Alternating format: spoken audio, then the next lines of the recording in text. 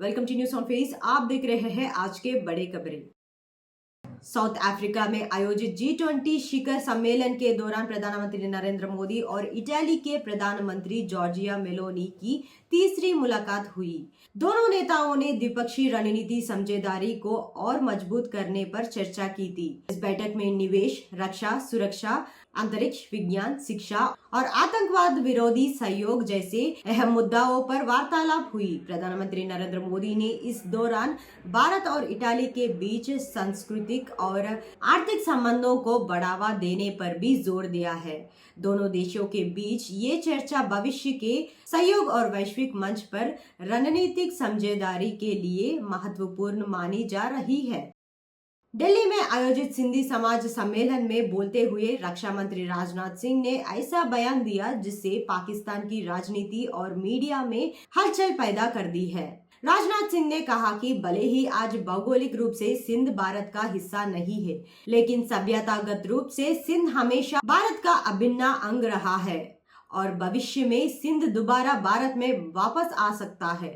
उनके इस बयान को लेकर राजनीतिक हलकों में नई चर्चा शुरू हो गई है। राजनाथ सिंह ने ये भी कहा कि सिंध समाज ने भारत की संस्कृति, अर्थव्यवस्था और राष्ट्रीय जीवन में उल्लेखनीय योगदान दिया है। इस बयान पर पाकिस्तान की तरफ से टीकी प्रक्रिया आने की संभावना है, जबकि भारत में इसे सांस्कृतिक एकता और ऐतिहासिक संबंधों के संदेश के रूप में देखा जा रहा है। राजनाथ सिंह के ये वक्तव्य ने भारत पाक संबंधों के संदर्भ में एक नई बहस छेड़ दी है।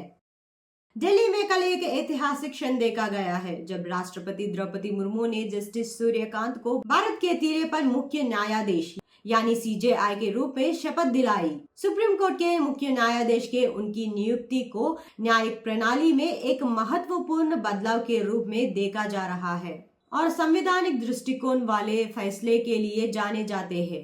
अब CJI बनने के बाद उनके सामने सिर मामला, वक्फ एक्ट से जुड़े विवाद और कई संवेदनशील संवैधानिक याचिकाएं प्रमुख चुनौतियां के रूप में खड़ी है।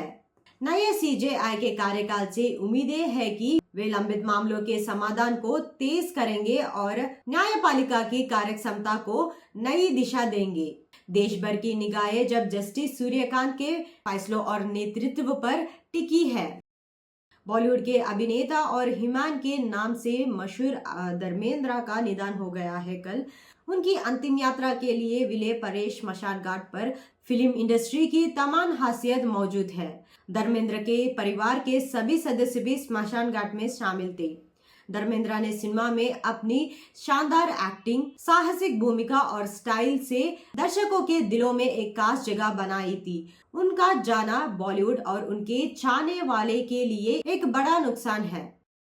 अयोध्या में आज एक ऐतिहासिक क्षण दर्ज होने वाला है। राम मंदिर के भव्य शिखर पर पहली बार केसरिया ध्वज फहरा जाएगा, जिसे त्रेता युग की परंपराओं की पुनः स्मृति जैसा पवित्र अनुष्ठान माना जा रहा है। मंदिर ट्रस्ट ने बताया कि ध्वज स्थापना वैदिक मंत्राचार और विशेष यज्ञ के बीच शुभ मुहूर्त में की जाएगी। देश भर के प्रमुख संत, विद्वान और हजारों श्रद्धालुओं इस आयोजन का हिस्सा बनेंगे।